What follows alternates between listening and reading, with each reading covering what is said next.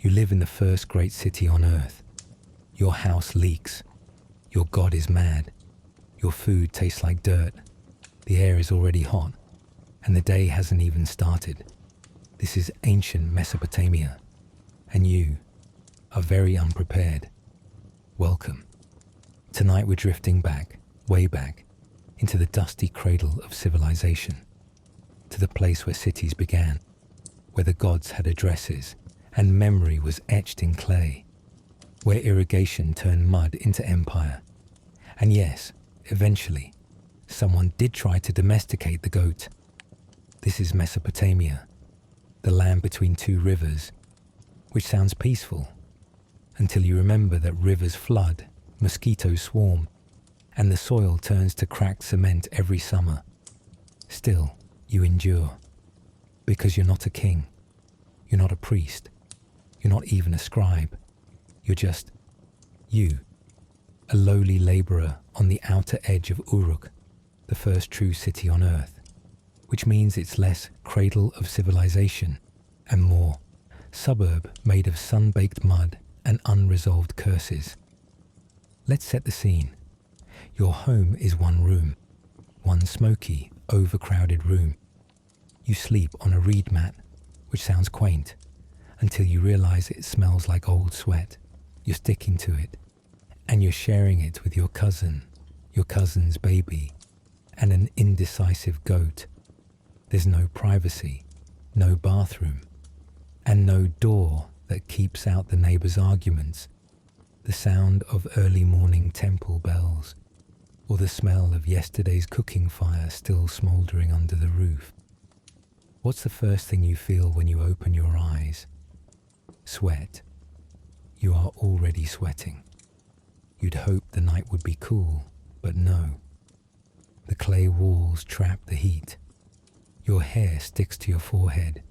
Your mat is damp. The goat is chewing something suspicious.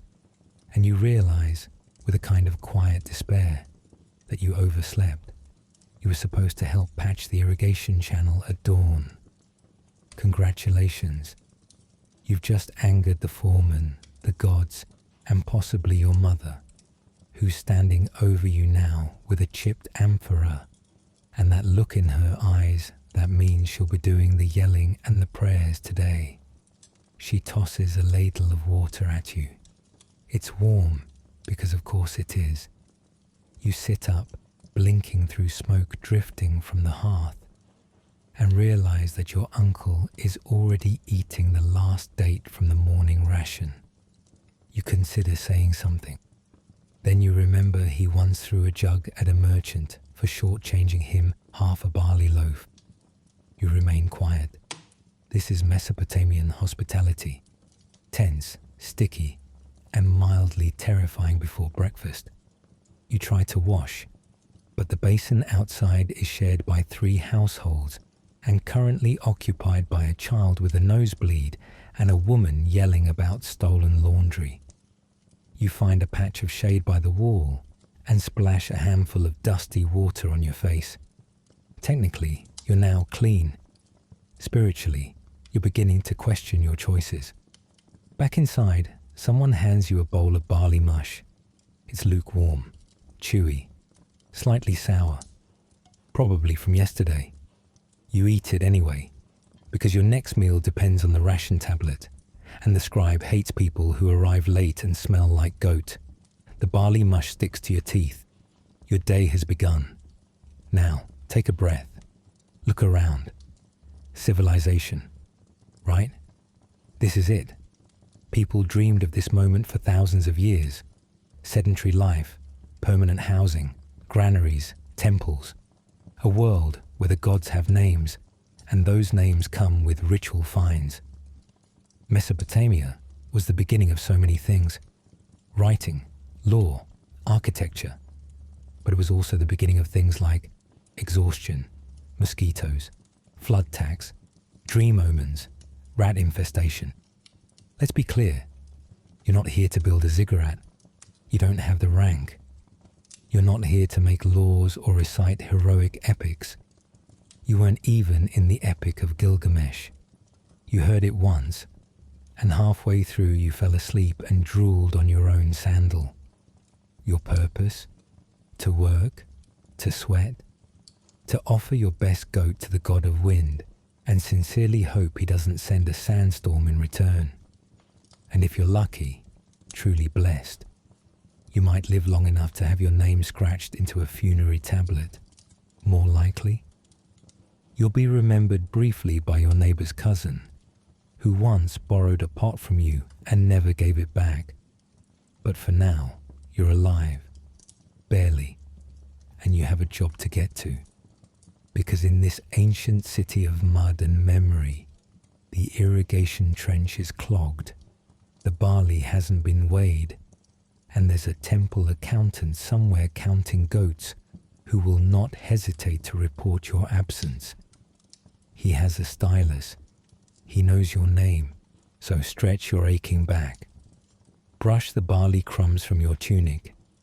Step out into the rising sun and try not to think about death, divine punishment, or what's floating in the canal today.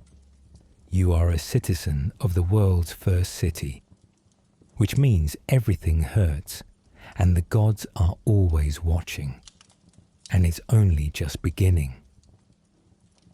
You wake up in ancient Mesopotamia, not gently, not peacefully. You don't awaken to birdsong or sunlight playing softly on polished marble. You awaken to the unmistakable sound of someone coughing on the other side of the room, and a goat relieving itself far too close to your sleeping mat. Your eyelids peel open like poorly crafted shutters, heavy with the dust of sleep and smoke from the hearth. The air is already warm, thicker than it should be this early. You blink once, twice. You try to roll over. The mat beneath you crunches faintly. That's not good. For a brief moment, you forget where you are, and the baby next to you sneezes directly into your eye.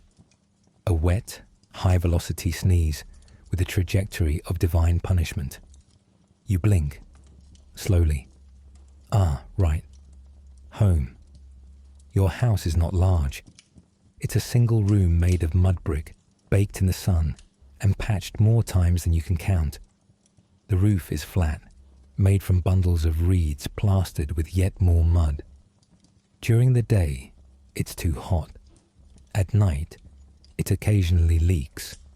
You pretend not to hear the rats dancing in the ceiling when the wind picks up.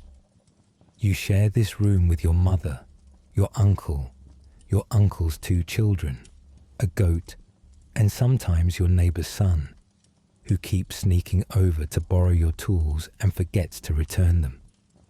There is no concept of privacy, no walls inside the house, no personal corners, just a hanging reed curtain that blows open whenever someone farts too close to it or whispers your name with intent. You sit up, slowly, carefully. Your back cracks like sun-dried clay. Your blanket, if it can be called that, is woven goat wool, stiff with age and infused with a faint scent of onions, old sweat, and generational regret. It may also have feelings about you. You push it aside and look down at your legs, caked in yesterday's dust and sleep sweat. You smell human, anciently human. You've aged 4 centuries overnight. You take a breath. The air smells like soot, old barley, dung smoke, unspoken tension, and something vaguely fishy that you don't want to investigate.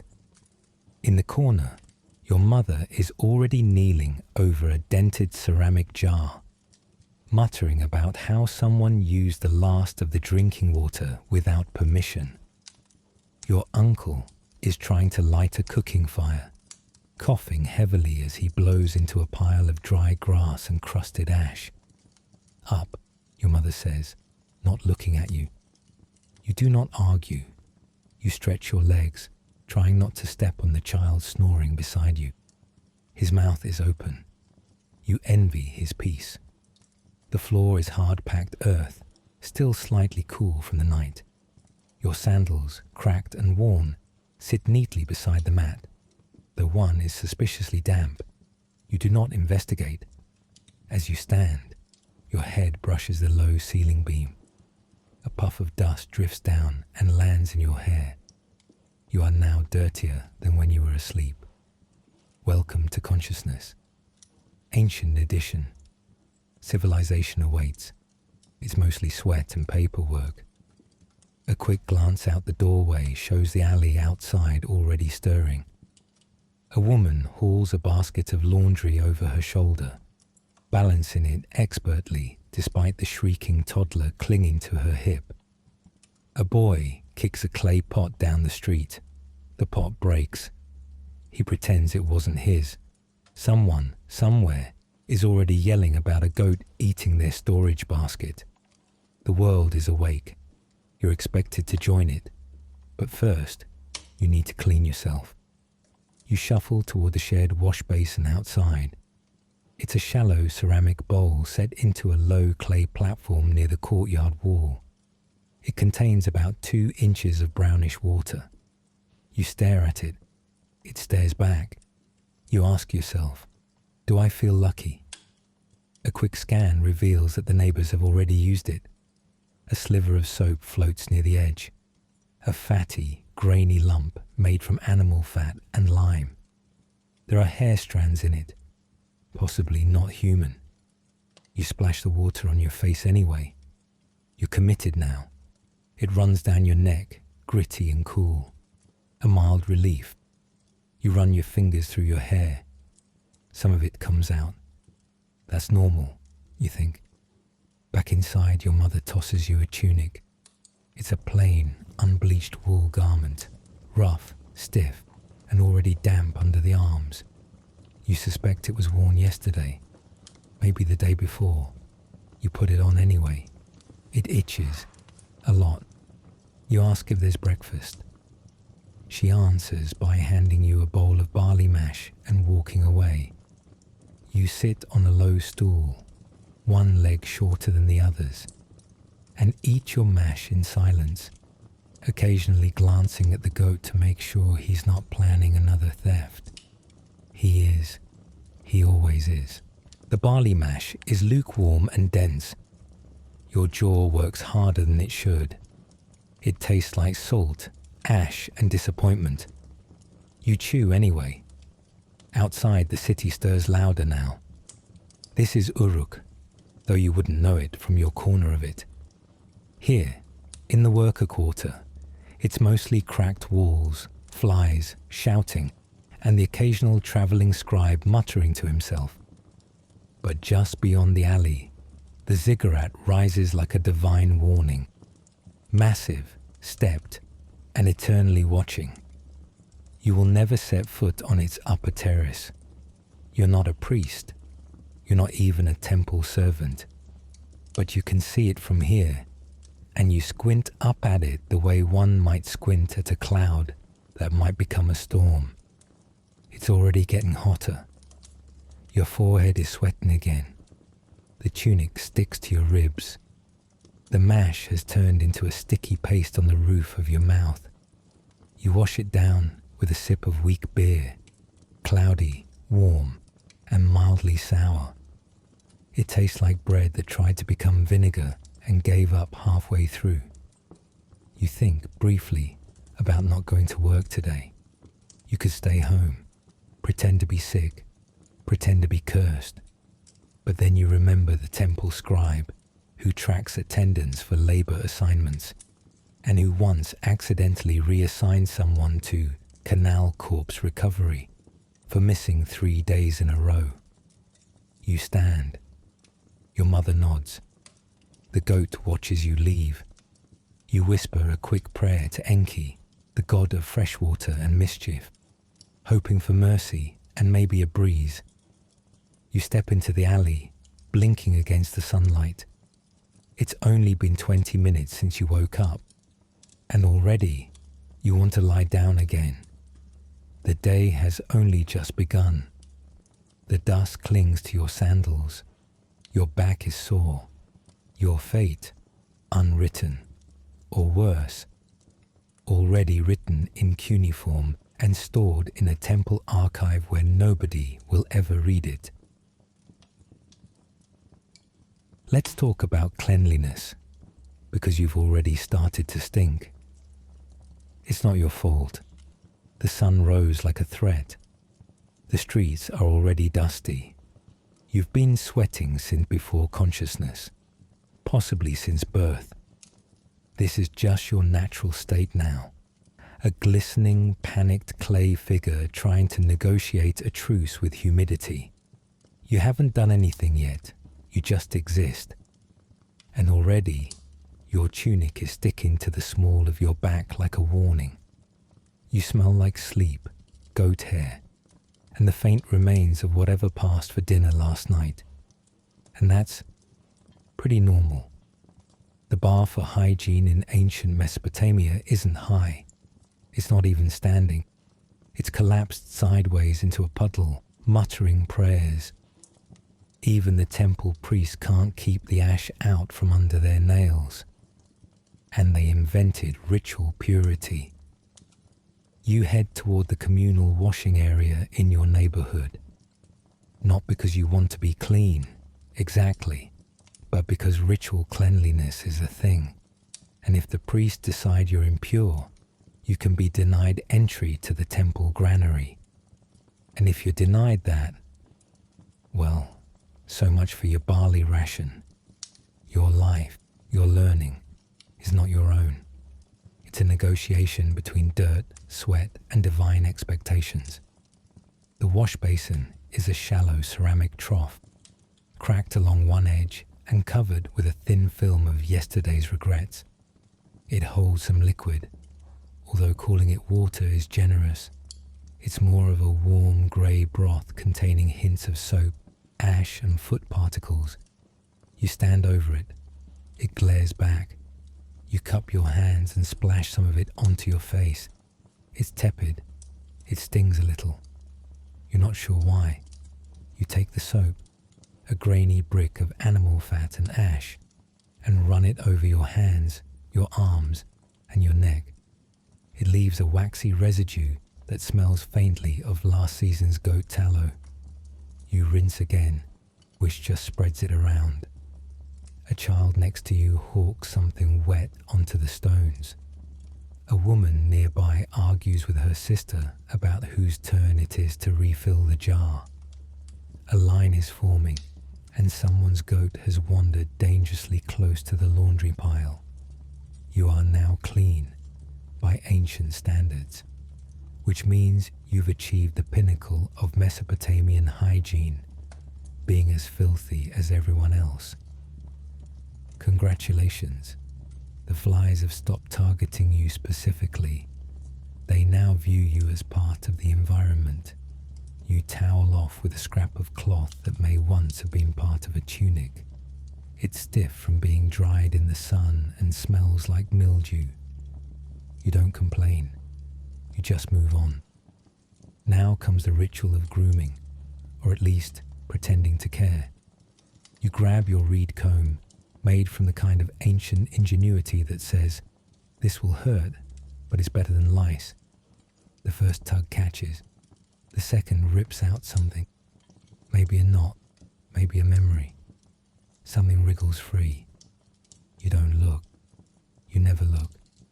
You just keep combing, the way a soldier keeps marching after losing a boot.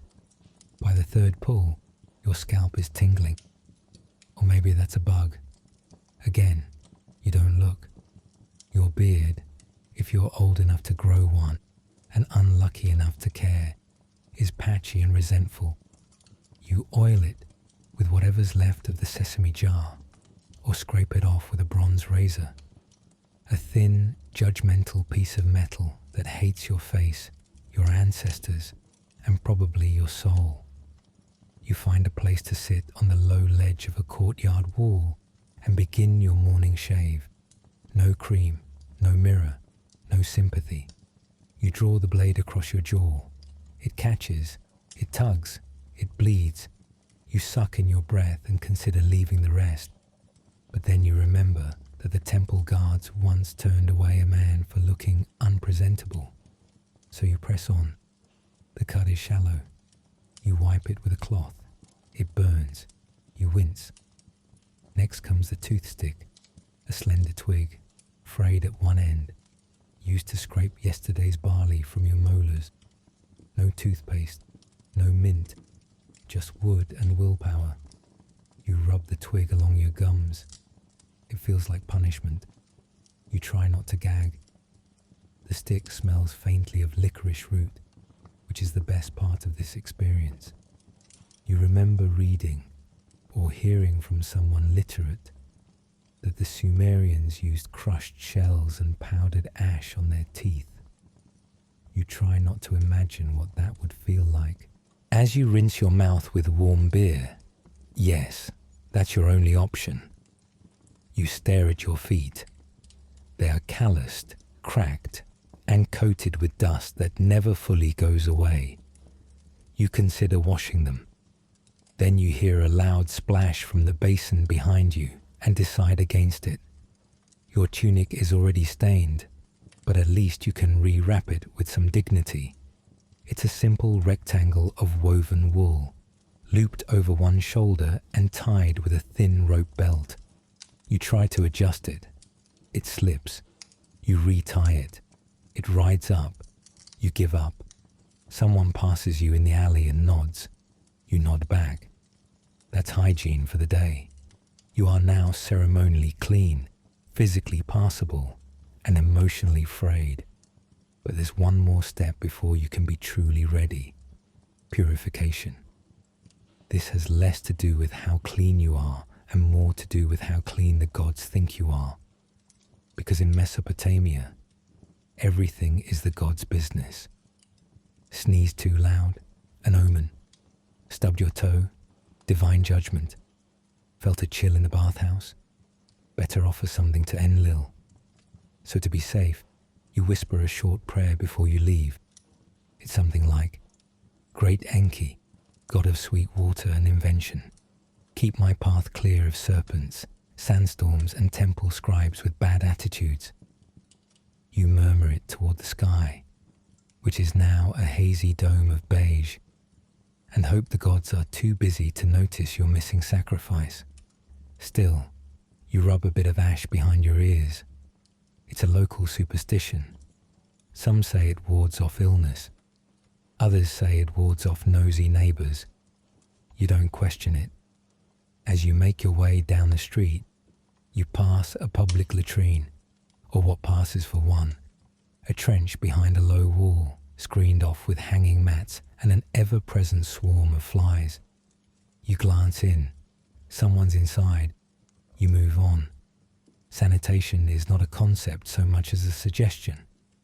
Waste is either buried in pits, thrown into alleys, or dumped directly into the canals. The same canals that carry your irrigation water. You pretend not to think about it when drinking. Someone once told you that illness comes from demonic wind, not bacteria. You choose to believe both, just in case. There are public bathhouses, of a sort, near the temples, but they cost silver. You've never been inside. You imagine they smell like hope, or at least like soap with fewer goat hairs in it.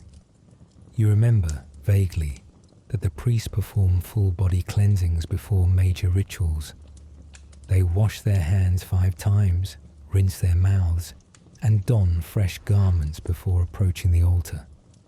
You, on the other hand, have washed in someone else's backwash, combed lice out of your hair, shaved with a weapon, and prayed to not be noticed. And now you're ready. Not refreshed, not rejuvenated, just ready. You've survived the morning ritual of personal upkeep in the ancient world, and you're exactly as filthy as you were before. But at least the gods haven't struck you down yet. Breakfast is the most important meal of the day. It's also the first to betray you. Like a cousin who smiles as he steals your date ration and blames it on the goat. You're already late. The sun's climbing. Your scalp itches. Your armpits are questioning every decision you've ever made. You've scraped yourself clean using communal water and a soap brick that smelled like old sheep tallow. And now, with your tunic clinging to your ribs and your eyelids still heavy, you drag yourself into the courtyard for food, if it can be called that. Your cousin is already sitting in the only shady spot. He looks comfortable. Too comfortable. The kind of comfort that only comes from having eaten the last sweet date and knowing you can't prove it. That can only mean one thing. The date ration is already gone. You find a low stool and lower yourself onto it. It wobbles. You pretend it didn't. Your knees pop. You pretend that didn't either. You glance toward your mother, who is standing over a clay pot and muttering something in the direction of Ashnan, the grain goddess. Not exactly praying, more like threatening. You already know what's in the pot. You always know.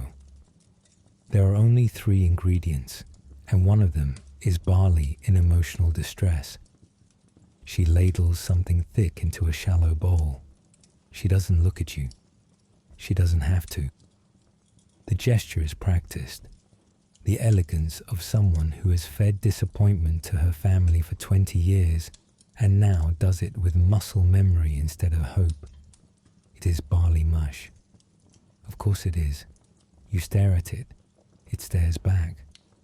Barley is a gift from the gods. That's what they say.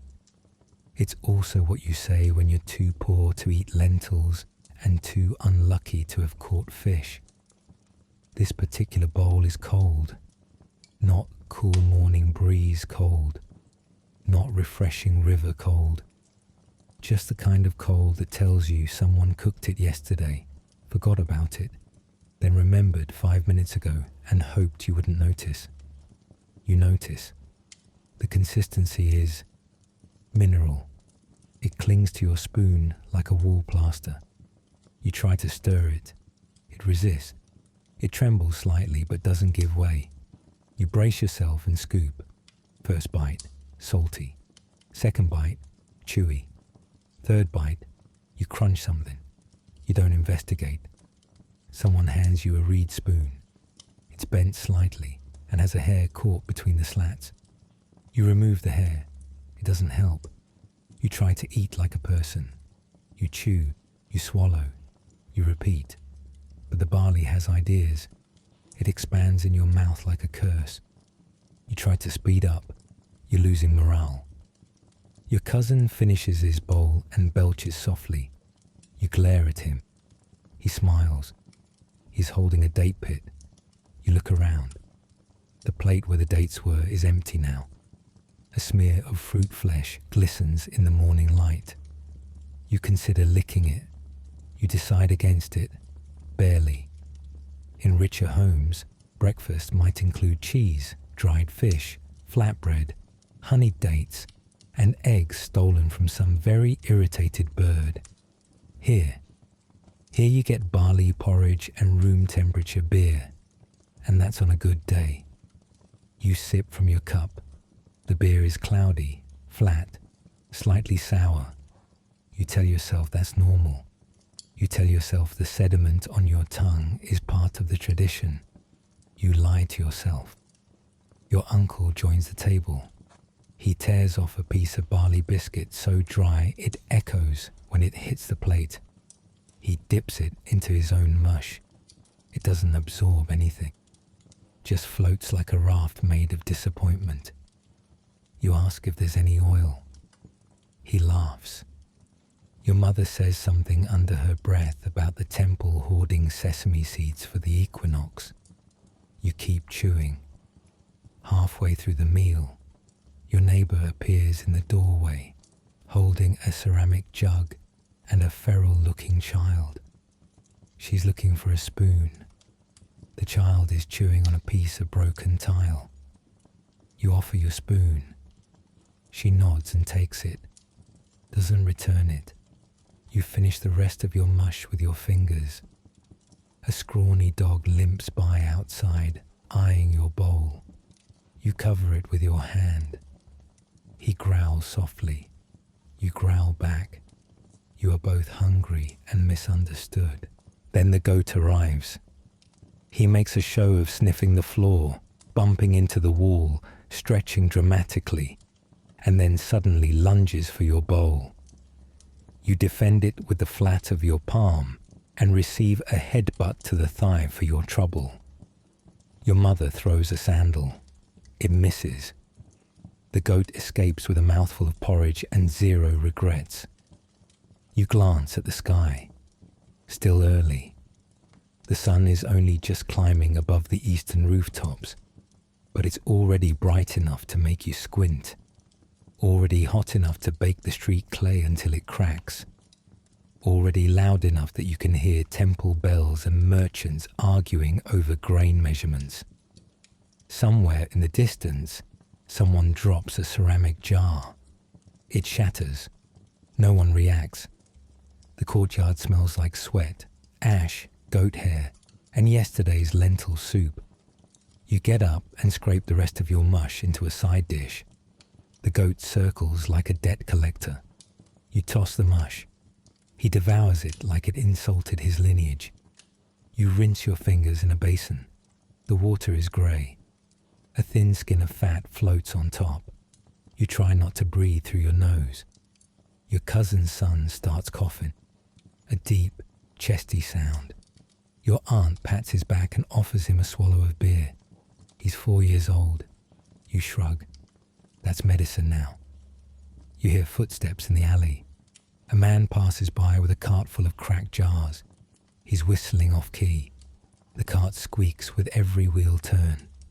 He pauses to scratch himself in a place that should not be scratched in public, then continues on his way.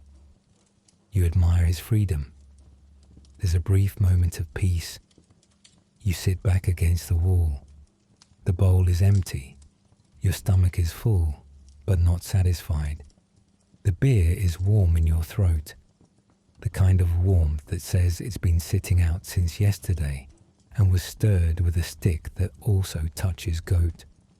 You allow yourself to relax for 20 seconds, maybe 30.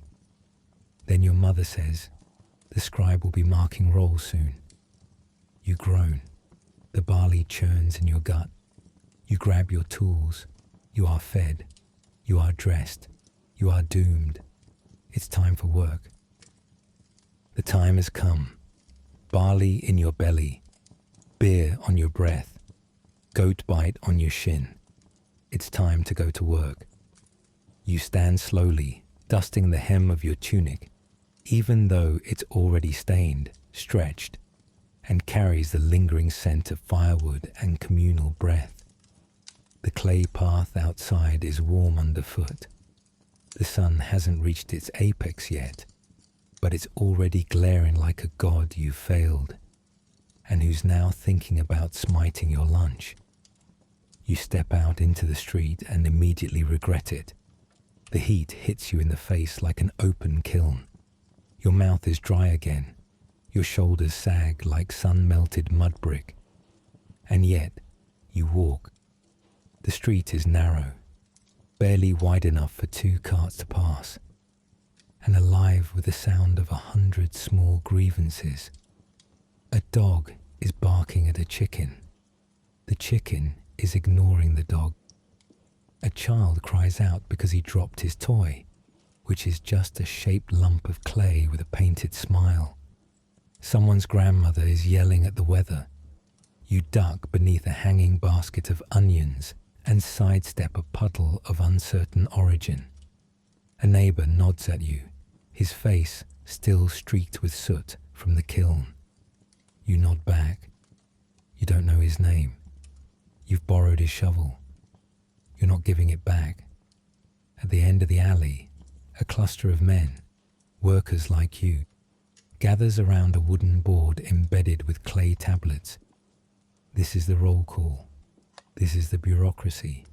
This is fear in baked form. You approach slowly. The tablets are freshly pressed, covered in neat wedges of cuneiform. The scribe who maintains them is squinting from under a linen wrap, stylus in hand, clay-streaked tunic draped over one shoulder. He looks up at you. You look down. Better not to be remembered. He points to a name. Yours, next to a mark. It's not bad necessarily, but it's not good. Canal duty. Again. The canal lies just outside the city gate, where the walls of Uruk give way to open fields and dried up riverbeds. It's a short walk, but each step feels like an insult. A reminder that your father was not a priest, that you have no patron deity, that you are not clever enough to bribe your way into a temple storehouse. You walk in silence with the other laborers. None of you speak. What is there to say? Everyone smells like barley sweat and old rope. The canal is ancient, dug by hand, maintained by foot, carved into the bones of the earth by men just like you, long dead, mostly forgotten, sometimes remembered by the scribes in lists titled conscripted persons, days worked. It is dry today, which is good, because that means no mosquitoes. But it is also clogged with silt, overgrown with reeds, and infested with frogs the size of your fist. There is a dead fish near the edge. It has been there since last week. It smells like prophecy. Your job? Clear the trench, lift the muck, move the rocks, and don't complain. Because complaining is unproductive behavior. And unproductive behavior gets noted in a different kind of tablet, the one that affects your food ration. You sigh, you grab your shovel. The first shovelful is heavier than expected. It sticks to the tool. You shake it. It doesn't move. You turn the shovel sideways and bang it against a stone. The mud plops off with a sound like wet cloth. The second shovel is worse. The third goes into a patch of dry reeds and awakens something that slithers away before you can scream. You stop counting after 10. The sun climbs. You sweat. It stings your eyes. You blink, then wipe your face with the back of your wrist, smearing dust across your cheek. The laborer next to you grunts something and adjusts his belt. His tunic is soaked through. His knees are shaking. You offer him a sip from your beer flask. He nods like you've handed him salvation. Hours pass. You switch from shovel to basket hauling, scooping sludge into woven reed trays and carrying them up the bank, where they are dumped into a drying pit. The pit smells like dead moss and memories. You breathe through your mouth and hope the gods aren't watching. By midday, your arms are numb. Your feet ache. Your spine is questioning its architecture. You're allowed a short break. You sit beneath a crooked olive tree with bark like flaking clay. The breeze is faint, but you welcome it like family. You chew a barley biscuit that you forgot was in your belt pouch. It's hard, so hard. You consider using it to kill a beetle crawling by. You miss breakfast. You miss sitting. You miss feeling like a human. The overseer walks past. He carries a stick. He does not need to use it. Everyone gets back to work.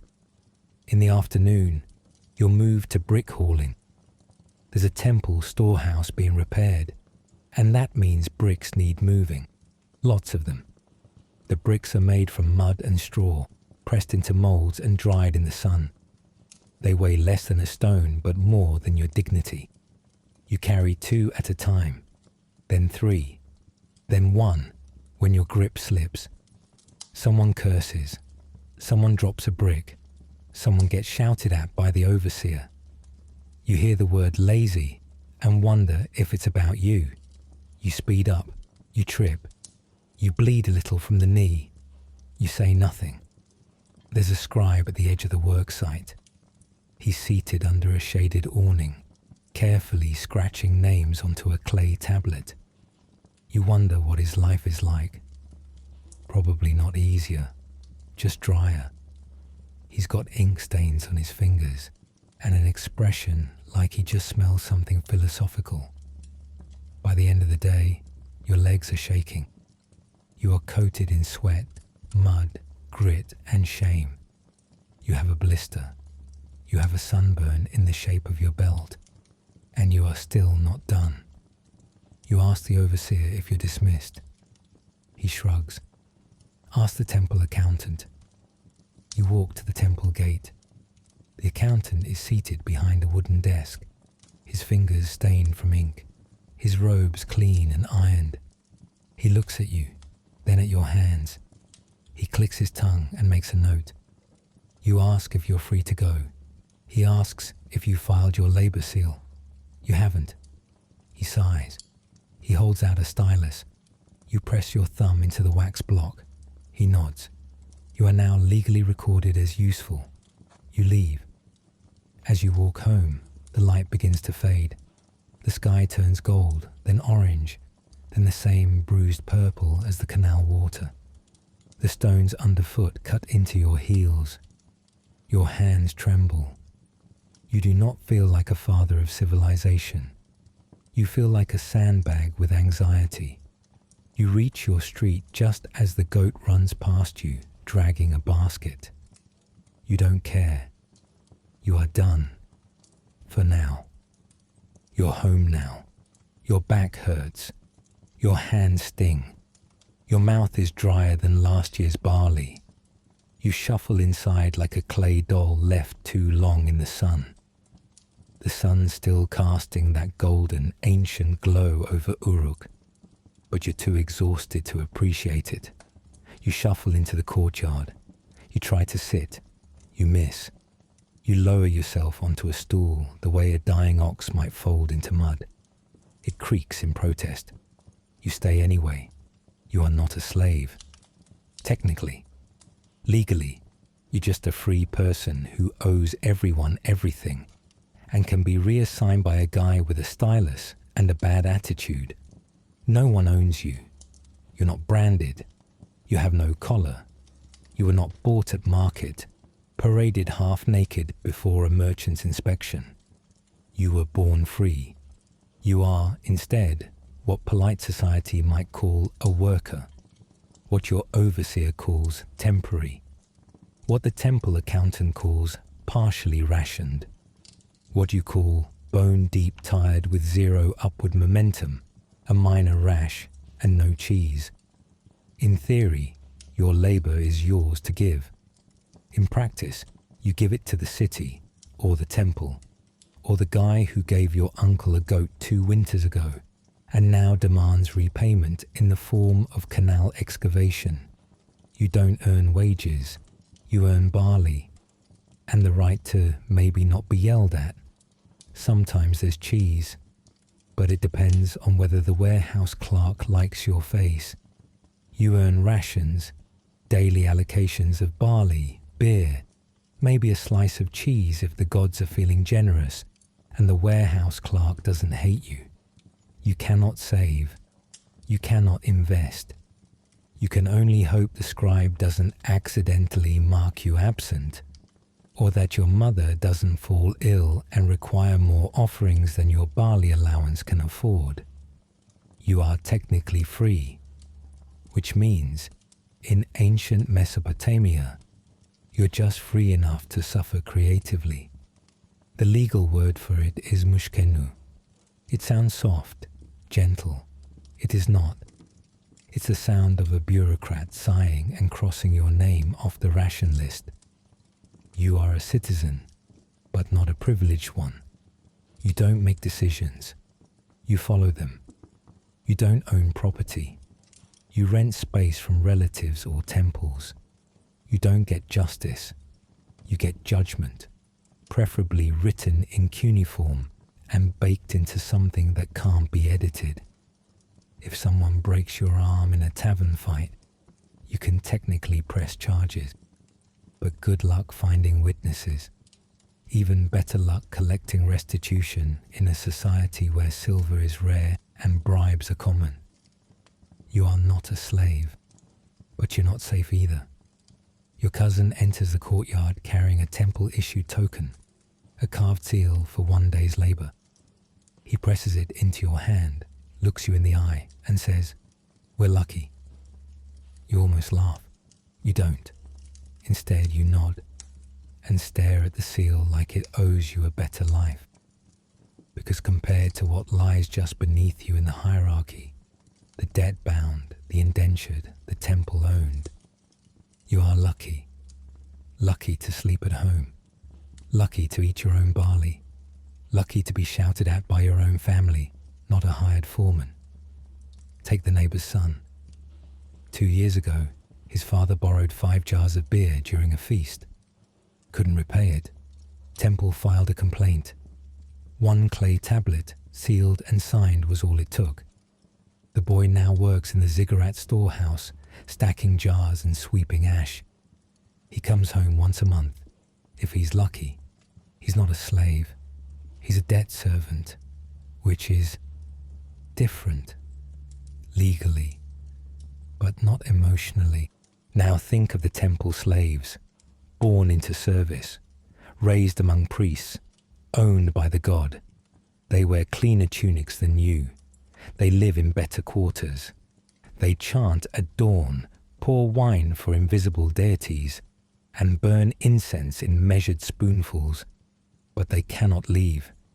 They are property, sacred property, but property nonetheless. If one runs away, they are hunted, not punished by the city, but by the gods. Worse. So no, you are not a slave. But every time you forget a ritual, every time you fall behind on barley, every time your uncle swears at a tax collector, you feel the edge of it, that thin space between citizen and owned. Because here in Mesopotamia, freedom is not a right, it's a status, and status is fragile. You once saw a man become a slave in a single afternoon. He lost a bet, a big one, wheat futures, or something equally insane. He tried to skip town. The temple guards caught him at the northern gate. By dusk, he was standing bare-chested at the square, stylus marks on his arms, names struck from the ration list. You still remember the look in his eyes. He wasn't crying. He just looked tired, like you. And yet, you live. You get to argue with your family. You get to smell your own smoke. You get to eat cold barley off a crooked stool and decide whether or not you feel like pretending to enjoy it. This is your freedom. Congratulations. You glance at the sky. Sun's nearly down. Your mother is lighting a cooking fire. Your cousin is patching a hole in the roof with a lump of drying clay. The goat is trying to eat the broom again. You exhale. There's still dirt under your fingernails. There's still sweat trickling down your back. But you are not chained. Not yet. You are a low-tier laborer with no prospects and a sore neck, but technically, gloriously free. And if the gods are feeling kind, you'll stay that way. Let's zoom out for a moment. Mesopotamian society is a pyramid. At the top, kings, priests, high officials, wealthy merchants. They wear linen robes, issue decrees, and sacrifice goats with expensive knives. Below them, scribes, mid-level bureaucrats, artisans. They read, write, and complain about papyrus shortages. Then come you, and those like you. The majority, the workers, the nameless. Your signature is a thumbprint. Your wealth is a week's grain. Your voice is a whisper in the street. Below you, debt servants, slaves. And farther down still, the ones whose names never make it into the records. The sick, the dispossessed, the forgotten. You all live close together. You all walk the same alleys. You all die in the same dirt. But only some of you get remembered. You return to your mat and sit beside your younger brother. He's talking about joining a merchant caravan one day. You nod. He won't. But but it's nice to dream. You think about your place in the world. It's not glamorous, it's not secure, but it's yours. Tomorrow, you'll get up again. You'll wash with grey water. You'll scrape your teeth with a twig. You'll eat fermented grain from a chipped bowl. You'll haul mud bricks or dig ditches or push carts through hot streets. You'll check the scribes board. You'll pray you're not reassigned. You'll work. You'll ache. You'll return. And you'll do it all as a free person. You hold on to that word like it's more than a technicality, because in Mesopotamia, that word is your only armor. You try to relax. You really do. You lean back against a wall, still radiating heat like a brick oven. Your shoulders slump, your tunic sticks, and your bowl of barley mush stares up at you like it knows this isn't over. The sun has dipped below the mud brick rooftops. Shadows grow long and golden across the courtyard. The air cools slightly. For the first time all day, the breeze feels like something other than a punishment. You sit against the wall, stretching your legs, your hands still dirty from labor. A bowl of cracked barley sits in your lap. It's dinner. It looks suspiciously like breakfast. You eat it anyway. You're too tired to ask questions. Besides, the last person who complained about food got reassigned to the rat trenches. You chew anyway, but you're not at ease, because the gods are watching, not metaphorically, literally, constantly, without blinking. This is not some distant monotheism you can argue with. This is not a cozy personal belief system. This is Mesopotamia, where the gods are real, vengeful, omnipresent, and often very easily offended. And you, as a lowly worker in Uruk, have no idea if you've offended them today. Maybe you stepped on a sacred beetle. Maybe you sneezed at the wrong statue. Maybe your goat stared too long at a divine symbol. Who knows? The gods keep their own to-do lists, which is a problem, because if you have, they might show you in any number of ways. A broken tool, a sudden illness, your goat stepping on your foot, a minor flood that takes out your house and only your house, or worse, a dream. Everyone talk about dreams here. They're not just your brain sorting out your canal assignment and your cousin's weird sandals. They're messages sent directly from the gods or their divine messengers. You dream of a bird flying backwards? Bad omen. A flood overtaking a field? Worse, your mother appearing with 4 arms. That might mean she's sick, or pregnant, or angry. You'll need a priest to interpret. Your brother once dreamt of a black sun and a cracked jug. He spent the next week fasting and offering onions to Nana, the moon god. You don't even like onions. The problem is not just that the gods exist. It's that there are so many of them. They govern everything. The rivers, the winds, the seasons, the shape of your dreams, the outcome of your grain measurements, the trajectory of your bowel movements. There are major gods, Enlil, Anu, Inanna, Enki. There are minor gods, gods of wells, of storage rooms, of reeds. And there are household spirits, divine scribes, gatekeepers, wind demons, and ghosts. You forget to light a candle in the shrine corner. That could offend your household deity.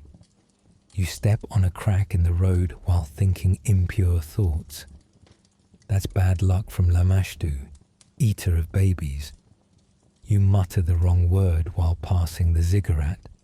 You might as well pack your things.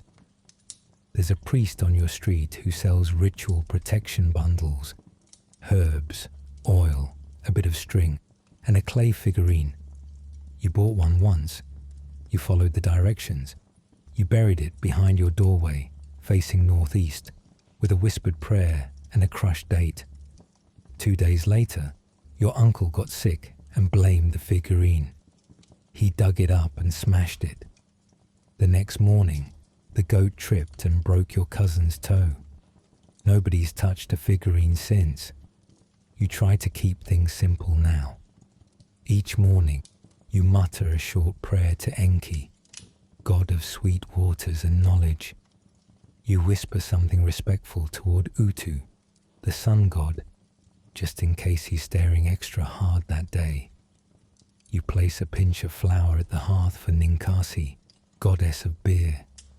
You don't believe it works, but you definitely believe that not doing it could go badly, because you've seen what happens to people who forget. Take your neighbor. He once insulted a clay idol, just a little one, no more than a handful, placed in a niche outside his door. He was drunk. He stumbled past it, laughed, and said something about clay-faced gods.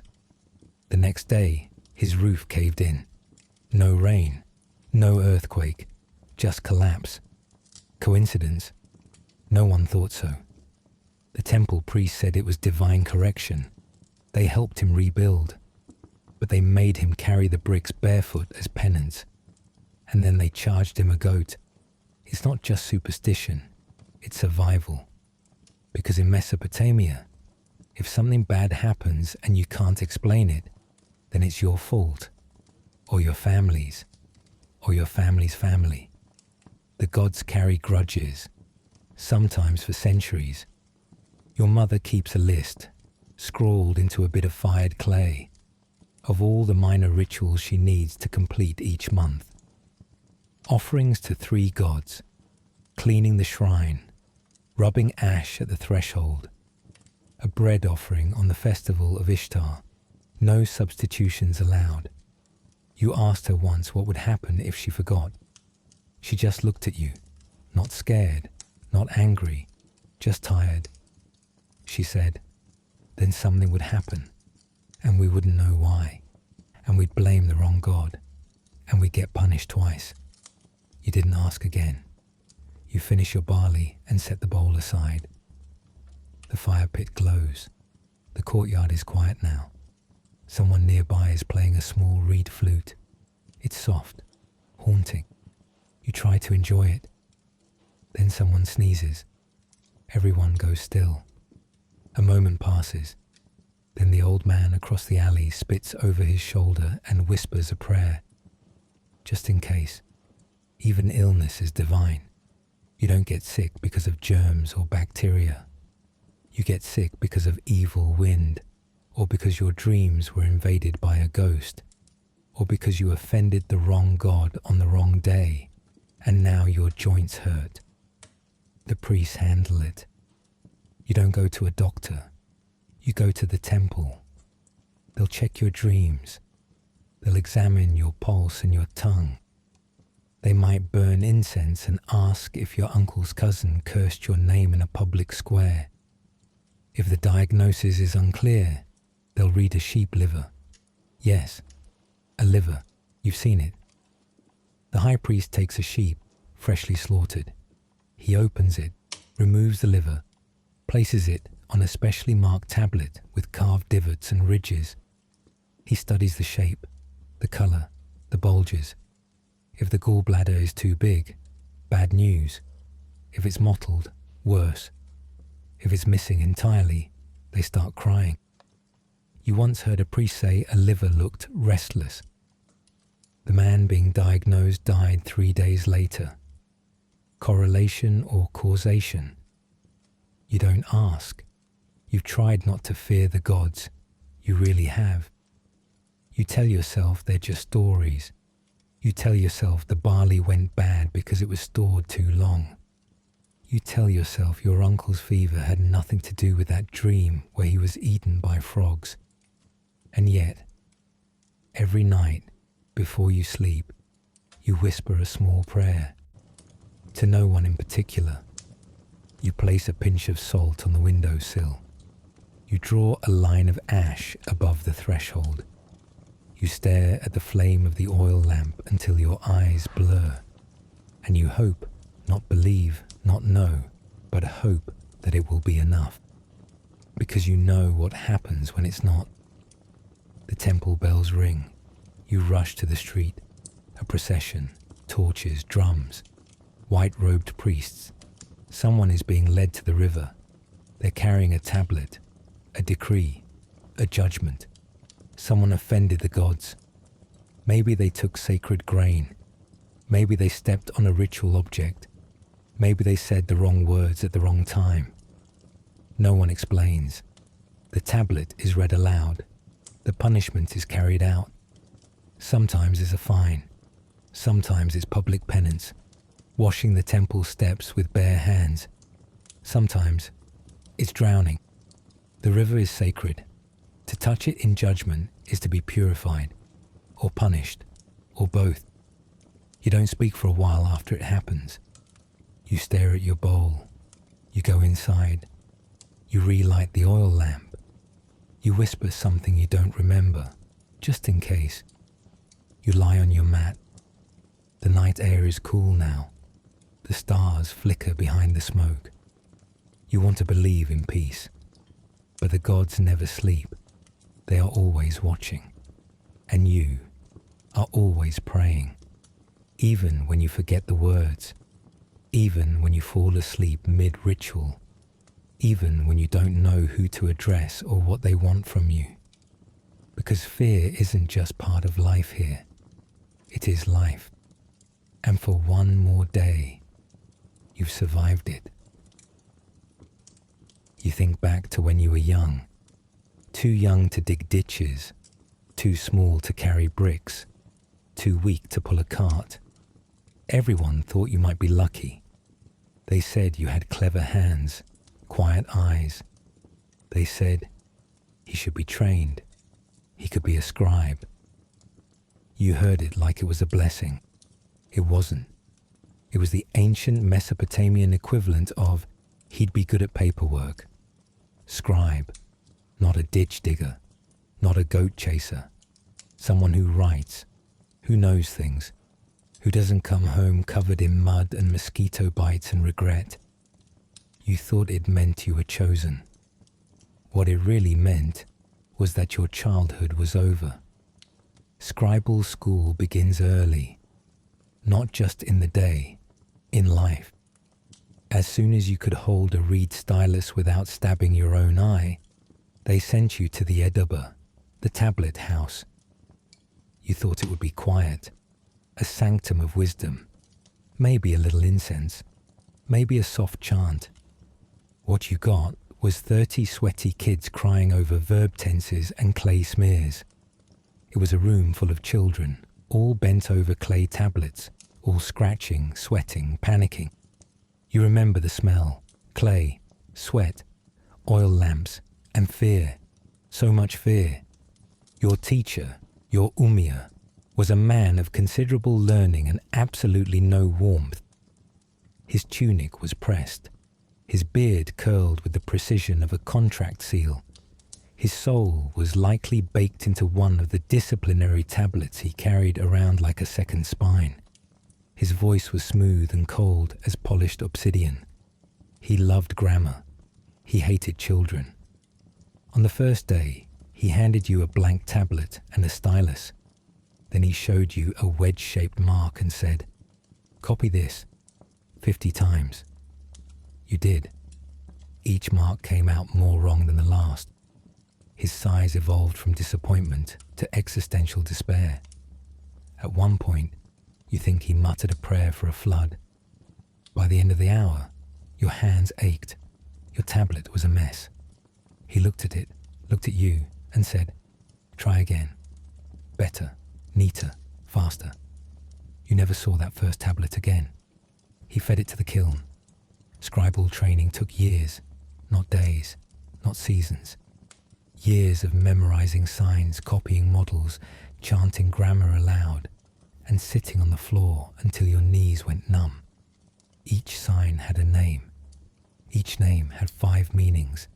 Some signs meant king, some meant fish, some meant, "I am begging you, let me go outside."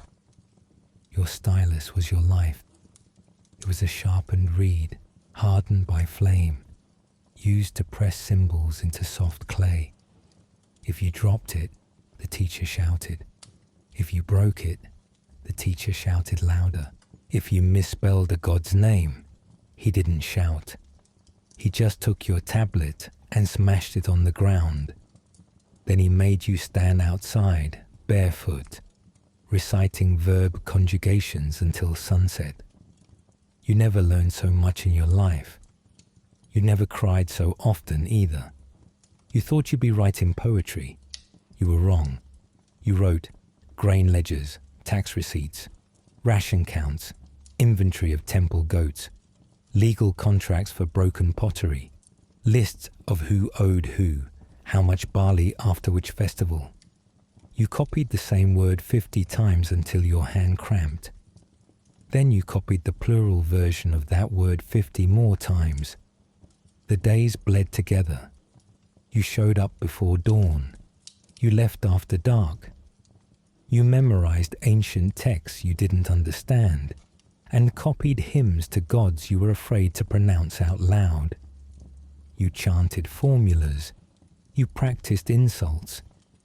You recited the names of tools and animals and rivers and diseases. There was a whole tablet just for different types of bread, another for euphemisms about death, another for ways to say "I'm sorry" to a temple official. You never saw a single poem. You never read a love story, but you knew exactly how to record the sale of a sick donkey between two angry merchants in 3 tenses. Discipline was strict. If you talked too loudly, the teacher smacked your mouth with the flat of a stylus. If you fell asleep, you were made to stand on 1 foot while balancing your clay tablet on your head. If you missed a line, you wrote it again, then again, then again, until you could recite it while weeping. If you cried, well, there was a special word for boys who cried in school. You don't repeat it anymore. But the worst part, worse than the blisters, the shouting, the dust, was the memory drills. The teacher would recite an entire list, 50, 60 terms, and you had to write them down in order from memory. If you got even one wrong, start over.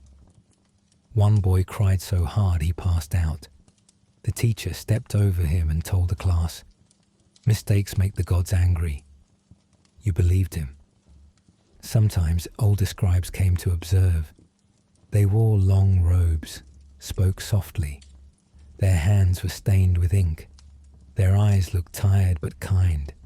You watched them like animals at a festival, distant, beautiful, impossible. You whispered to yourself, "If I survive this, I will be like them." You were lying. You just wanted to go home. There were days you imagined being back in the field. At least there, your mistakes didn't get recorded in permanent clay. At least there, the ditch didn't mock your spelling. You were exhausted all the time. Your neck hurt from hunching. Your fingers were calloused and cracked. But when the tablet was perfect, when the signs were neat, the spacing even, the wedge marks clean, the teacher said nothing. He just grunted. That was praise. You held on to it for weeks. Sometimes during festivals, class would stop. You'd line up with other students and recite hymns to the gods of learning. Praise to Nabu, god of wisdom and scribes, who holds the stylus and the future in his hand. You didn't understand all the words, but you said them anyway, because if anyone knew how to survive school, it was Nabu. Eventually, you graduated. They handed you a clean tablet. They let you press your own name into it. No corrections, no shouting, just silence. That was the proudest you've ever been. Now, as you sit at home, your knees sore, your shoulders stiff. You stare at your hands. The calluses are still there. Your nails are still short. and your mind still remembers how to draw the sign for barley in 3 different scripts. You're not a great scribe, but you're still a scribe, and that's more than most. Would you go back to scribal school? Never. But would you trade your knowledge? Also never.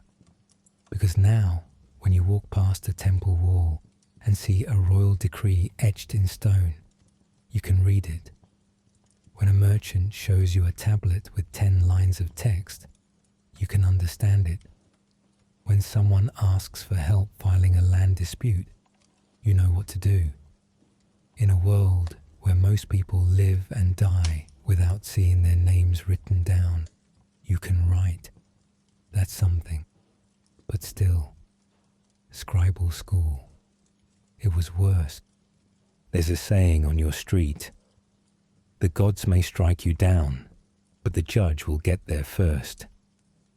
You used to think it was just something old men said after too much beer.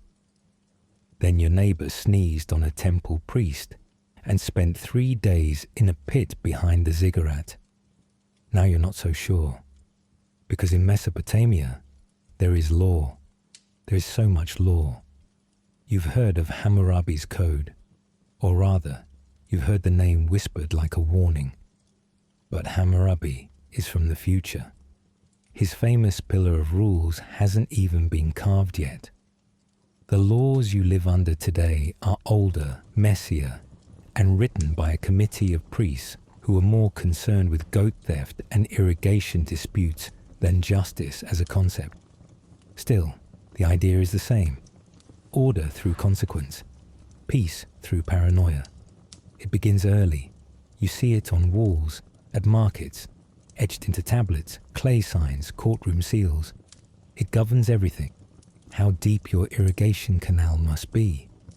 What happens if your cow breaks someone's cart? Whether or not you can marry your sister-in-law. How many goats are owed for slander? What to do if your roof tile falls and hits a man in the face? That last one ends badly for the roof owner. You learn quickly that ignorance is not an excuse. The laws are clear. They are public, sacred, and completely unforgiving. Did your ox gore someone? You owe restitution. Did your wife insult her mother-in-law? You're getting fined. Did your slave run away? Too bad. Now you're liable for whatever crime they committed while free. And if you lie, if you give false witness, his tongue shall be torn out and his mouth filled with dust. Yes, that's one of the actual punishments. There is no jury. There are no appeals. There is no sympathetic judge gently nodding while you explain your trauma. There is only the judge, the scribe, and your fear. You've seen trials. You've watched the accused stand in the sun while the priest reads out the charges from a tablet as big as a dinner plate. You've watched someone fined for not building a proper fence, whose neighbour's goat wandered through and died of fright. You've watched a man accused of sorcery try to prove his innocence by swimming across a canal while chanting the names of 7 gods. He didn't make it. The judge called it divine confirmation. Once, you were called as a witness. You had no idea what the trial was about. A grain dispute, or a goat loan, maybe a missing tool.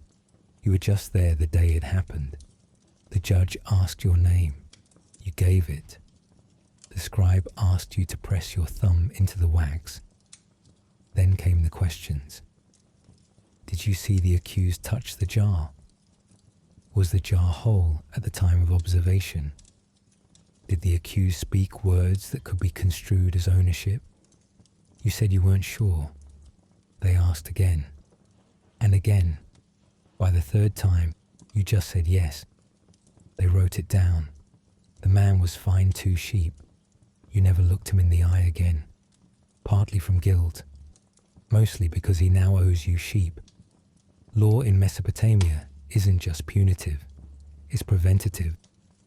a big clay wall built to stop the city from dissolving into chaos. It's everywhere because conflict is everywhere. Families fight over land. Merchants fight over weights.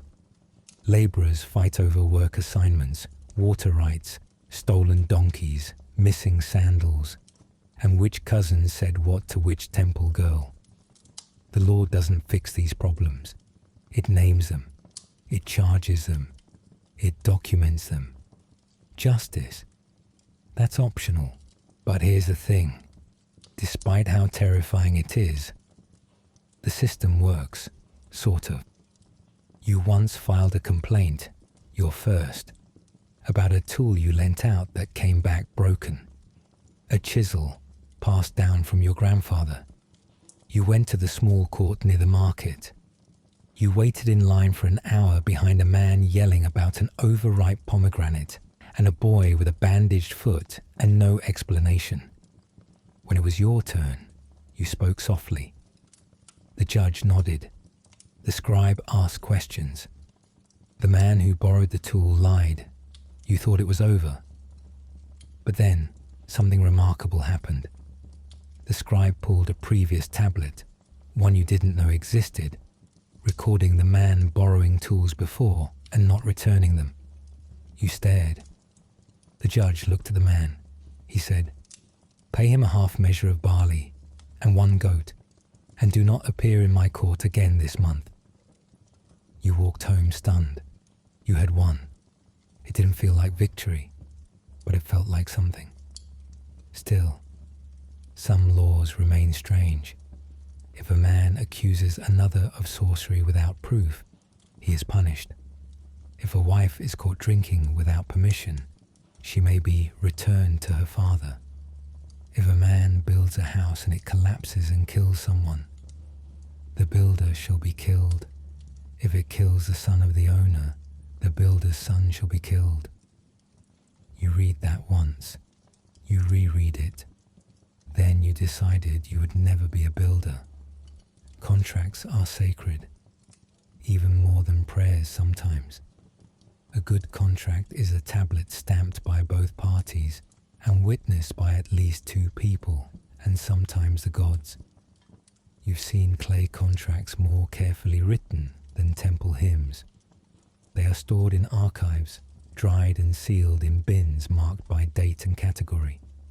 If you breach your contract, you can be fined, shamed, banished, or in rare cases, mutilated.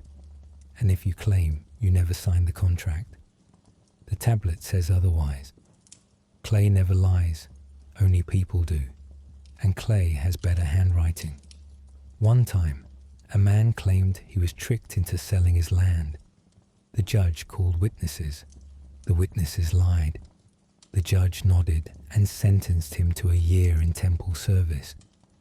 You learned something important that day. In Mesopotamia, the law isn't about truth. It's about proof. Sometimes it works in your favor. Like when your cousin tried to claim your father's beer jug as part of his marriage gift, and you had the receipt tablet to prove otherwise. Or when your neighbor tried to dump trash into the shared canal trench and was fined 2 measures of barley for polluting the irrigation of public good. You enjoyed that one, but most of the time, you just try not to get noticed. You avoid disputes. You nod politely when someone's shouting. You keep your tablets dry and your tongue in check. You watch your roof tiles. You repair your fence. You keep your goat tied up, your barley rations recorded, your debts minimal, because the law remembers, and the law is loud. At night, you lie in bed and think about it, about the judge, the scribe, the stylus, the kiln-fired truth. You think about how a single mistake, a bad witness, a cracked tablet, an accidental insult could ruin your year. You think about the quiet priest who runs the record office, who could rewrite your fate with a sigh and a thumbprint. You think about the old man in your neighborhood who used to say, "There are 2 kinds of justice, the gods, and the cities, but only one will put your name in a ledger. You finally understand what he meant. You close your eyes and dream of wet clay and trembling hands and a sentence that ends in "shall be put to death." You try not to remember what came before it. You are not a king. You are not a priest. You are not a voice of the city, or a tablet speaker, or one of those suspiciously perfumed men who advises the court but never seems to sweat. You're just a tired, dusty human who pays their temple fees and tries not to cough in front of a tax collector. But that doesn't mean you're untouched by politics. No one in Mesopotamia is untouched by politics. You just feel it differently, like a cold wind under a door. It doesn't knock you over, but you feel it in your bones. The word for politics here isn't exactly the one you're thinking of. There are no ballots, no campaign posters, no debates behind podiums, but there are councils, assemblies, and very loud men arguing about barley quotas in the street. You hear them every week near the temple square.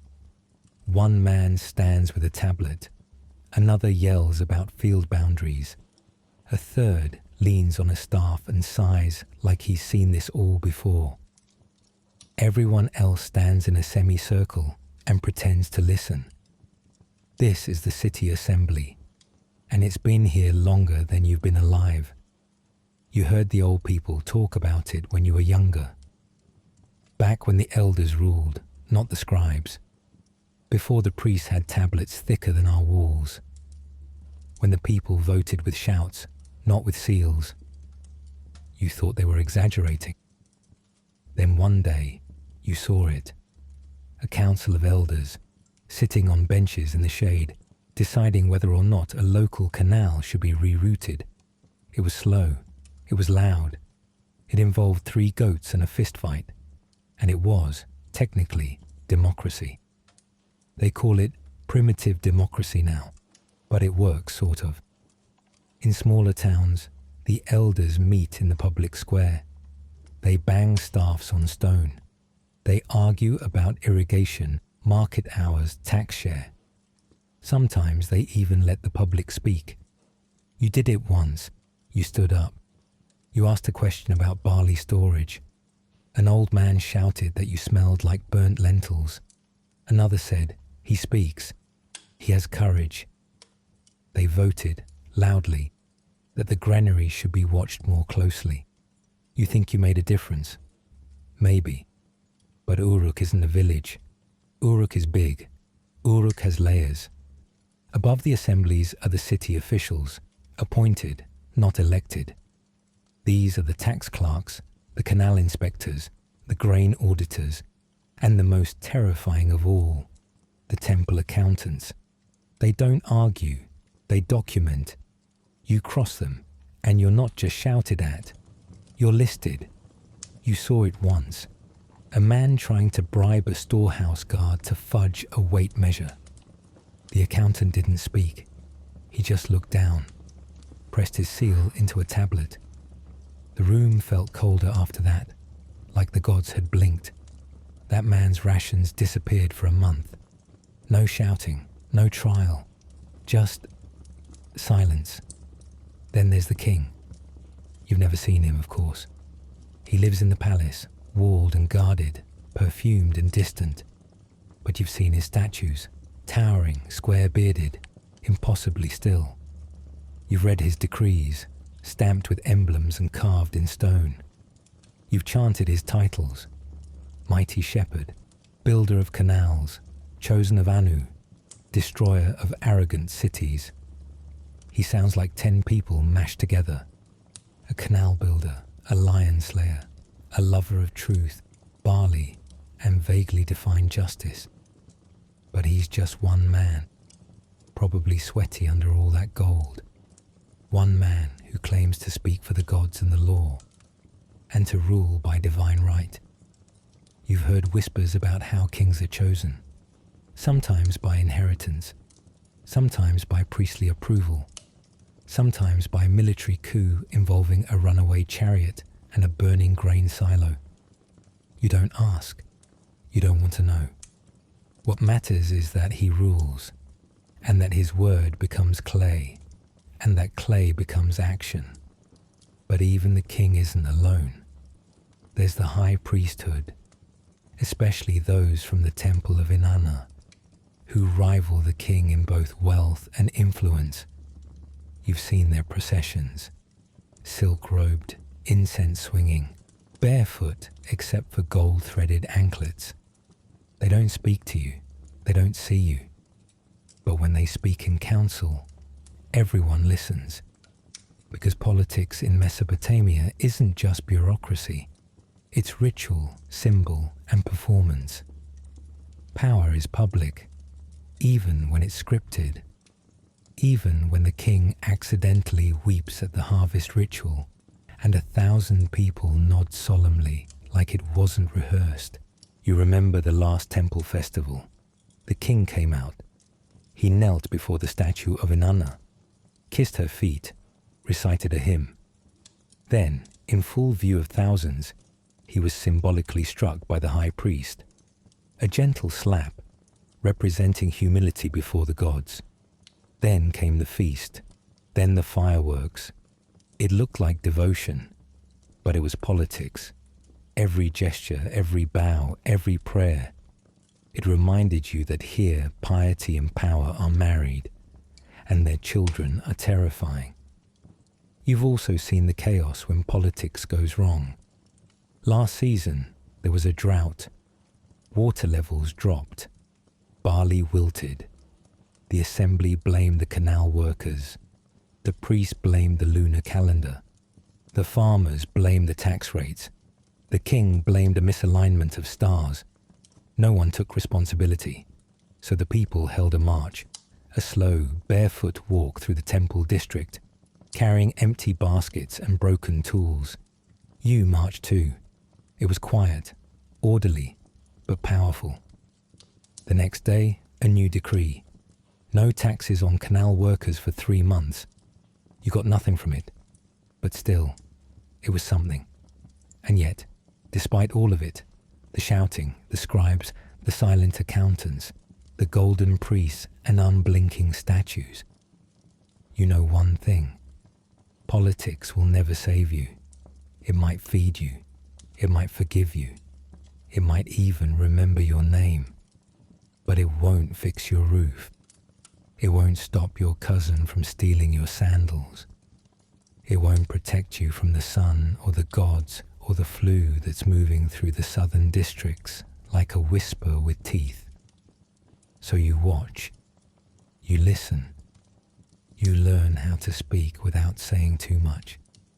You know when to bow, when to nod, when to raise your voice, and when to lose on purpose.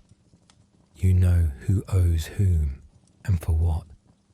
You know which priest's son got caught dancing with a brewer's daughter, and which scribe is one clay tablet away from exile. You understand the real truth. Politics in Mesopotamia isn't power, it's survival by theatre. You go to bed that night with the sound of distant chanting in your ears. The king has issued a new decree. A public announcement echoes through the streets. You can't hear the words, but you know what it means. Someone just lost. Someone just won. And you, as always, are somewhere in between. You don't feel well. It starts with a headache, or maybe a tightness in your throat, maybe a twitch in your eye that doesn't go away, or the way your chest feels like it's been stuffed with hot clay. You try to ignore it, because you know what happens if you admit you're sick. The whole house reacts, and nothing is simple after that. You lie still on your mat, eyes open, listening to the fire crackle and the baby snore softly nearby. You try to breathe quietly. If you make a noise, your aunt will wake up, and she'll ask what's wrong, and you'll have to say, nothing. I'm fine. But you're not fine. In Mesopotamia, there is no concept of catching a cold or eating something bad. There is only the understanding that if your body breaks, someone or something has cursed it. You are not sick because of bacteria. You are sick because a ghost followed you home, or because you insulted a god, or because your cousin gave you the evil eye after you took the last dried fig. Maybe it's punishment. Maybe it's an omen.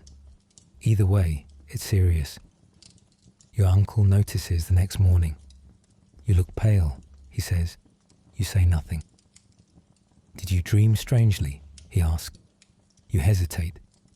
He exhales through his nose. He's already making a decision.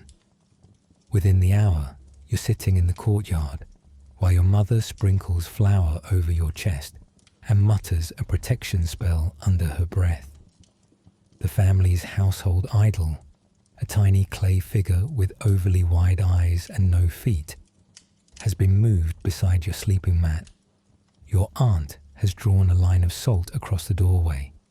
The goat keeps trying to lick it. This is stage 1, home remedies and ritual panic.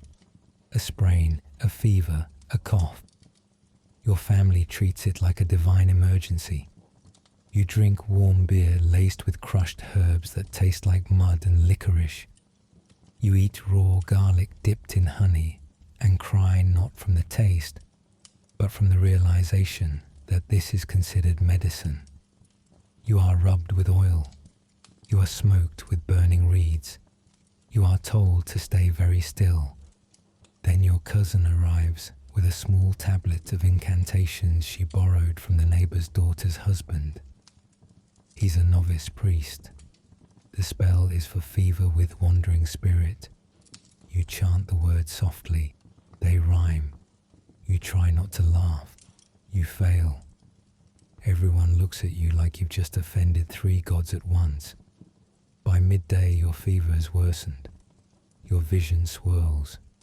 Your breath feels thick. The goat licks your ankle. You do not stop him. They call the Ashipu. The Ashipu is not a physician in the way you imagine. He does not carry a bag of tools or speak gently. He carries a curse tablet, smells like sulfur, and once scared your cousin into confessing to a crime he didn't commit. He is a sacred specialist, half healer, half priest, full believer in the idea that your body is a battlefield for divine forces. He arrives with scrolls, stones, and a small bag of ashes. He smells like incense and wet reeds. He does not greet you. He kneels beside you. He places a carved figurine on your chest. He chants. Then he turns to your family and says, "Something has entered him." He does not mean food. He means a spirit, possibly a vengeful dead person, possibly a demon of heat and dust, possibly a forgotten oath come back to claim interest. You try to ask a question. He holds up his hand. You close your mouth. He unrolls a clay tablet. It lists symptoms. Twitching in the left eye, sudden cold in the hands, inability to stop weeping, loss of appetite for barley. He nods after each item, as if your condition is textbook. Then he says the words you are dreading. We must begin the ritual. Stage 2, diagnostic theatre and religious dread. They carry you to the back of the house, lay you on a reed mat sprinkled with ash and crushed garlic. The Ashipu draws lines around your body, some straight, some wavy. He places a small clay dog figurine at your feet. You ask why. To chase away the ghost. You nod, because what else can you do? Then he pulls out the sheep's liver. Yes, it's real, still warm, still bleeding slightly. He lays it on a polished tablet marked with divots, a diagnostic map of the cosmos, your organs, and everything in between. He studies the liver. He frowns. He rotates it, touches it with a reed. Then he looks at your family and says, "There is imbalance." The west is swollen. The Gaul is angry. You don't know what that means. Neither does your aunt. But she gasps anyway. He scribes the omen onto clay, mutters something about Namtar, the god of disease, and begins preparing remedies. They are a poultice of crushed date pit and goose fat, applied to the soles of your feet, a decoction of cooked fig skin and river silt, strained through goat wool, a chant, repeated 49 times, while shaking a rattle made of dried fish bones. You submit to all of it, because what choice do you have? And somehow, whether by magic or exhaustion, you fall asleep. When you wake up, the fever is lessened. Your tongue still tastes like lizard tail. Your bones still ache, but the air feels less heavy. You are, tentatively, better. The Ashipu leaves a figurine at your bedside to ward off return. You thank him. He doesn't respond. He's already halfway down the alley, muttering to himself about someone else's cursed child. But your illness was mild. Others are not so lucky. You've seen worse. You remember the boy down the street, the one with boils on his legs. His family offered everything: honey, milk, labor, even a chicken. The priest came. The boil spread. The priest blamed the boy's great-uncle. They dug up an old tablet from 30 years ago. It recorded a curse left unpaid, a goat debt never resolved. They paid it. The boil stopped. Coincidence? You don't ask. Or the woman in the temple district. She couldn't sleep. Kept dreaming of walls collapsing, animals screaming. The exorcist chanted for 6 hours, then buried a live pigeon under her floor. She never dreamed again. You think about that a lot. And yes, there are real doctors of a kind. They're called ASU, different from the Ashipu. They deal in plants, minerals, balms, bandages, and salves. If you cut your hand, the ASU might bind it with linen soaked in beer and copper salts. If you have a toothache, he'll rub it with dried fig resin and poke it with a heated needle. He might not chant, but he will consult his tablets, written in neat rows, listing symptoms and recipes and long, terrifying phrases like, if the left nostril runs but the right is dry, and the patient smells garlic when none is present. You saw one once, reading a scroll about snakebite versus divine wrath. His conclusion? Both. So you stay cautious. You avoid places with too much shadow. You speak politely to the fire. You leave offerings of water at crossroads. And when your cousin sneezes 3 times in a row, you step back, because if there's one thing Mesopotamian medicine has taught you, it's that everything is cursed. Everyone is cursed. You are probably cursed. You just haven't noticed yet. The sun is gone. You didn't notice when exactly. One moment the sky was bronze. Now it's purple. Now it's black. Now it's humming with wind and whispers. The city of Uruk has gone soft around the edges. The voices have quieted. The dust has settled. Only the temple bells still echo, distant and slow. You are very tired.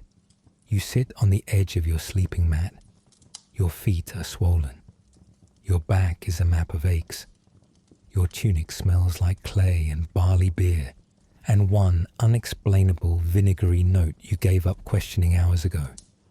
The fire pit is down to embers. The goat is finally asleep, twitching, dreaming of whatever goats dream of.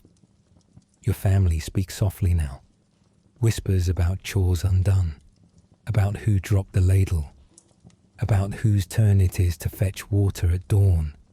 No one wants to raise their voice, not at night, not when the dark is listening, because in Mesopotamia, night isn't a pause, it's a threshold. It's when the rules change. The world goes quiet, yes, but it also goes thin. The barriers between the living and the dead, between the city and the wilderness, between order and chaos, feel more porous than they should. Night belongs to others now, to ghosts, to demons, to half-named gods that slither through cracks and shadows and broken door frames. You don't want to meet them, so you don't go outside. The doors are barred, the oil lamp is lit, the hearth is softly glowing, and a pinch of salt has been sprinkled in the corners of the room. Your aunt mumbles a final prayer to Lamashtu, the eater of children, not to worship, but to warn her off. You are not welcome here. Go drink from the empty house. It's always the same words, passed down, repeated, believed, even when no one admits they believe. Your mat is rough, stuffed with reeds, stiff where your shoulder wants to lie. You adjust. It doesn't help. You turn. You stretch. Your body cracks in 3 places. You close your eyes. The city hums with absence. Somewhere far off, a baby is crying. A dog barks once, then stops. The wind slips through a cracked wall tile and brushes against your cheek like a hand that shouldn't be there. You open your eyes. No one's looking. Just the fire. Just the dark. You try to sleep. But sleep is dangerous too. Because dreams here are messages. You've seen the omen tablets. Whole slabs of clay explaining which dreams foretell doom, falling endlessly. You'll be accused of theft. Teeth falling out. Your cousin will die. Walking in mud. Someone has cursed your name. Talking to your dead grandmother. Worse, you once dreamt of a crow eating a frog on your roof. The next morning, your roof had collapsed. Coincidence? You don't ask anymore. Tonight you dream of water. A flood creeping silently through the street. It's cold. It's rising. You hear a drum in the distance. Soft, rhythmic, funereal. You wake with a start, sweating, thirsty, confused. Your cousin is asleep beside you. His face slack, mouth open, breathing slow. You envy him. He doesn't dream. You sit up. The oil lamp is low now, flickering at the edges. You watch the flame. You try to listen to the silence. You hear something. A shuffle, a sigh, a clay jar cracking under temperature change. You hope it's the jar. Sometimes your mother talks about the things she's seen at night. A face in the firelight that wasn't ours. A shadow that didn't move when we did. A cold breeze that smelled like river water, but the river was dry. She says these things quietly, and only when the moon is full. You don't ask for details. Outside, you know there are worse things than jackals. There are lamassu, spirits with lion bodies and human heads. There are utuku, the unburied dead, clawing back into the world through cracks in the law. There are lilu and lilitu, night demons who steal warmth and breath and peace. You once heard a story about a man who whistled after sunset. They found him the next morning with a mouthful of ash and no memory of his name. So you do not whistle. You do not sing. You lie perfectly still and wait for morning. The fire dies. The lamp goes dark. The house is silent. You hear someone turn in their sleep. Then stillness again. Your thoughts drift. You think of the field near the canal, where 2 men fought over a boundary stone. You think of the temple steps, worn smooth by generations of feet, tears, prayers. You think of the scribe who wrote your name wrong and made you lose a half ration. You think of the boy with boils, the girl who disappeared during a dust storm, the priest who never blinked. You think of the gods. You hope they are asleep. The night stretches. You think of your dreams, your fears. The ghost your uncle said followed him home once. the one that lived in the cracks of the brickwork, whispering in a voice that wasn't his own. You check the walls. They're still cracked. You don't hear whispering, yet. You finally drift off. Heavy, dreamless this time. Your body has nothing left to give. You sleep like clay cooling after the kiln. Then, morning. The rooster, the cartwheels, the groan of a merchant lifting a load too early. You open your eyes. You're still here. You stretch. You hurt. You breathe. The house is still standing. The fire is dead. The goat is chewing on a sandal. You survived the night. You survived Mesopotamian night. That's not nothing. You rub your eyes. You reach for a sip of beer. You brace for the day. Because in Mesopotamia, night is the hardest part. Except for the rest of it. The day begins again. The same as before.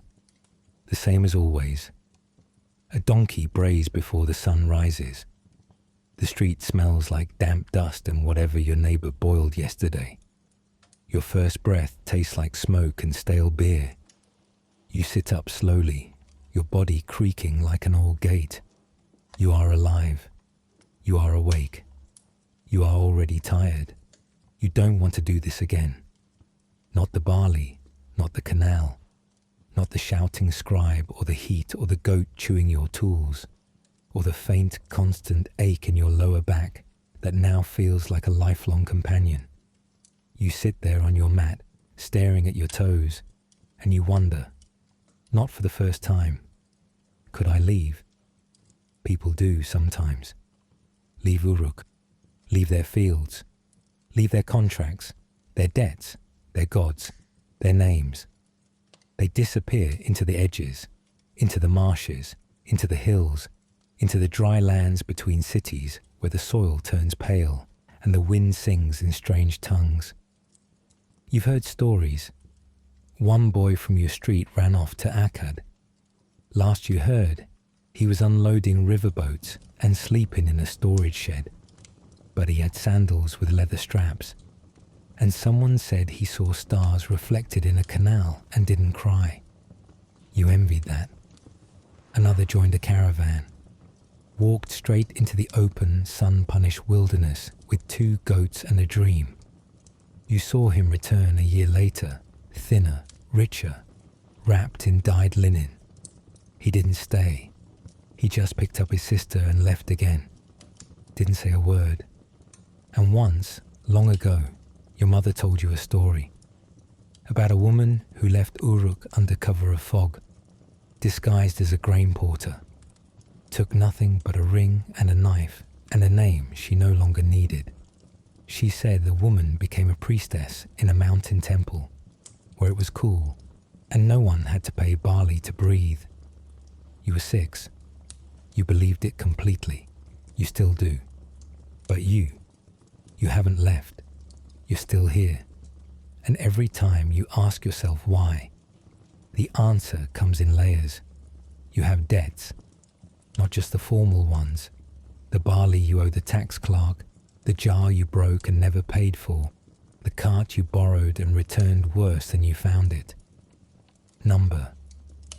You have social debts. You share water with your neighbor.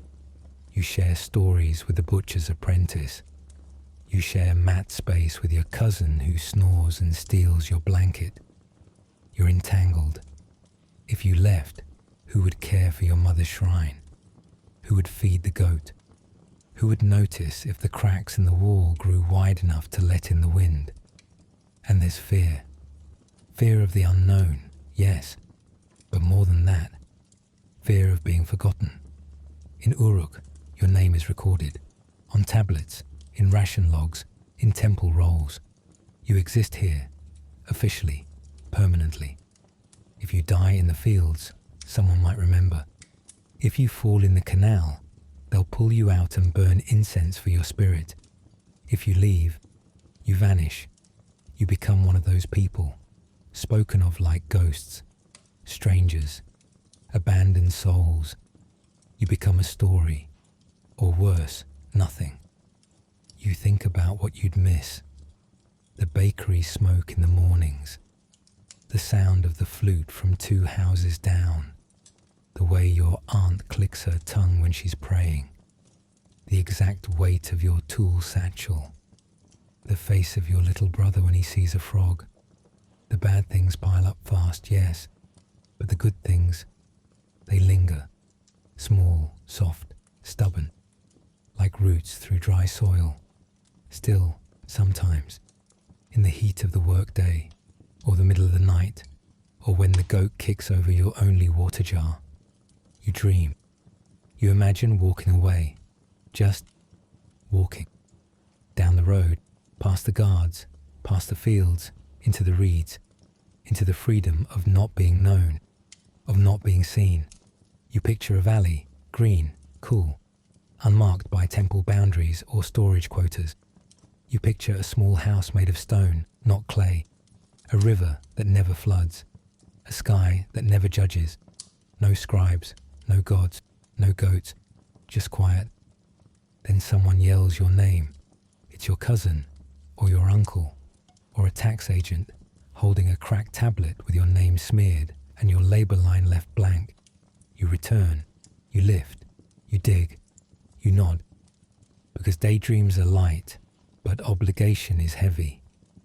You ask yourself again, would I leave if I could? And this time you think maybe yes, but not today. Today you have a task, a duty, a list written in clay and signed in sweat. You have to fetch water. You have to mend a fence.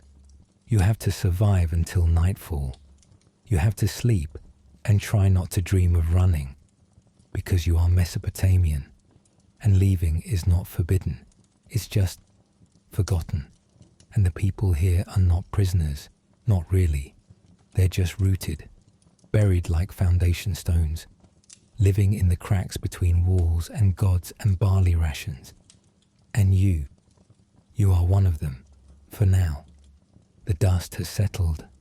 The sky hangs like wet linen. The city exhales. And you're still here. No shouting, no tools, no salt tablets or cracked sandals or goats trampling your barley. Just silence. Just the low flicker of firelight on the wall and the soft rise and fall of someone breathing beside you. You survived another day in the first great city on earth. You survived the dawn, the ditch, the ration scribe, the sun like a hammer, the goat like a curse, the gods like an unpaid debt. You hauled mud. You missed breakfast. You cursed under your breath and apologized just in case someone divine was listening.